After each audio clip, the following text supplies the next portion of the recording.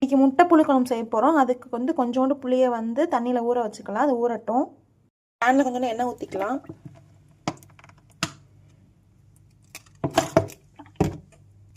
இப்போ கொஞ்சம் சோம்பு போட்டுக்கலாம். அதுக்கப்புறம் கொஞ்சம் வெங்காயம் போட்டுக்கலாம். இப்போ கொஞ்சோண்டு சின்ன வெங்காயம் போட்டுக்கலாம்.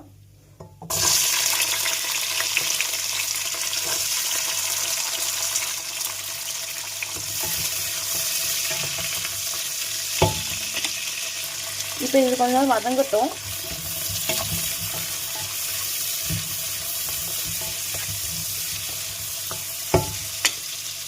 இப்போ மிக்ஸில் 2 பல் வெங்காயம், அப்புறம் ஒரு தக்காளி,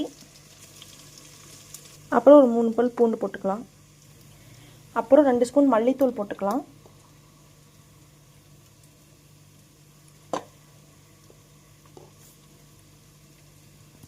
அப்புறம் 1 ஸ்பூன் வந்து மிளகாத்தூள். இப்போ இதை அரைச்சி எடுத்துக்கலாம். இப்போ இதை அரைச்சாச்சு. இதை வந்து இந்த வெங்காயத்தோடு சேர்த்து ஊற்றிக்கலாம்.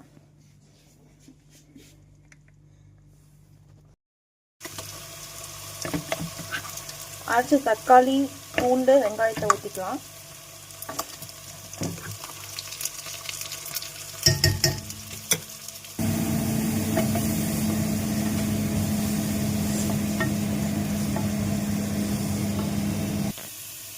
இப்போ கரைச்சி வச்ச புளியை ஊற்றிக்கலாம்.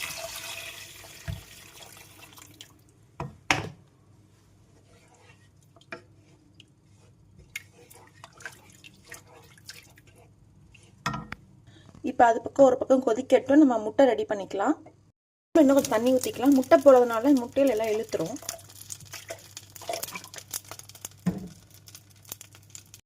மூணு முட்டை உடச்சிருக்கேன். அதில் கொஞ்சம் உப்பு போட்டுக்கலாம். அதுக்கப்புறம் கொஞ்சோண்டு மஞ்சள் போட்டுக்கலாம். இப்போ இது நல்லா கலக்கிக்கலாம். இப்போ இந்த பேனில் எண்ணெய் ஊற்றியாச்சு. இப்போ முட்டையை ஊற்றிக்கலாம்.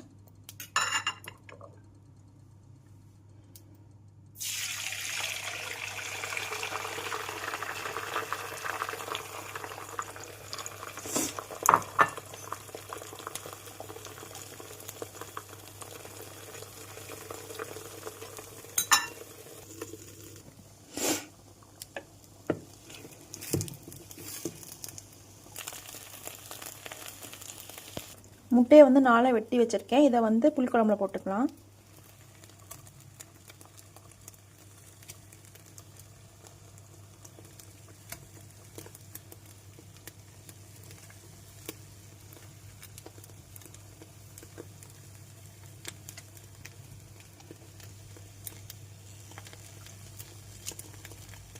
கொஞ்ச நேரம் அது வந்து ஊறட்டும், கொதிக்கட்டும்.